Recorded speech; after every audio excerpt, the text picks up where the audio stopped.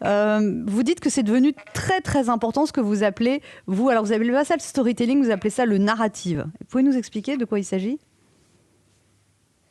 Oui, comment dire, en français, le terme de récit traduit assez mal cette idée du narrative en anglais, c'est-à-dire la manière dont, dans une démocratie en tout cas, comme la nôtre en Europe, le récit collectif est construit à partir de toutes sortes d'éléments. Il y a évidemment les explications du pouvoir en place, officiel, les explications des milieux politiques, médiatiques, économiques, les réseaux sociaux. Donc vous avez plusieurs sources qui construisent un récit qui est souvent brouillon d'ailleurs, mais passionnant à suivre.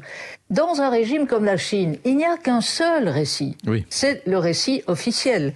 Les réseaux sociaux sont étroitement contrôlés et il était fascinant de voir qu'au moment de la pandémie, il y a eu quelques fissures dans ce contrôle. Et en particulier, ce jeune médecin lanceur d'alerte qui est mort d'ailleurs du coronavirus. Et là, il y a eu un émoi même sous cette espèce de couvercle parfait, presque hermétique qu'impose le régime aux milliards 400 millions de Chinois. On a vu apparaître des commentaires disant c'est scandaleux, évidemment cette pandémie est gravissime, etc. Et puis il y a en Russie une sorte de système intermédiaire où les réseaux sociaux sont assez mal contrôlés ou assez peu contrôlés. Et d'ailleurs, on a assez peu suivi, me semble-t-il, la façon dont la pandémie a été gérée par Vladimir Poutine. Vous dites que Vladimir Poutine, il est en train de perdre de sa superbe parce qu'il n'est plus qu'à 59% aux dernières élections et que pour lui, c'est pas assez, en fait. Oui. Ouais.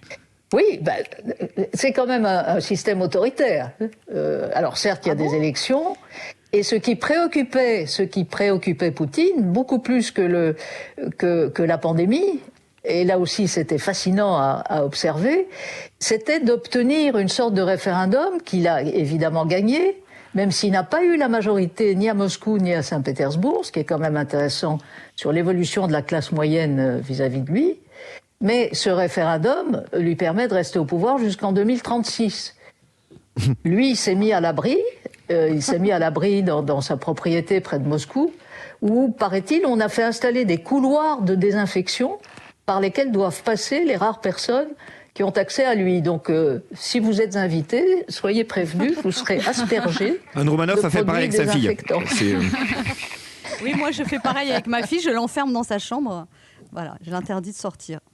Ouais. La méthode russe.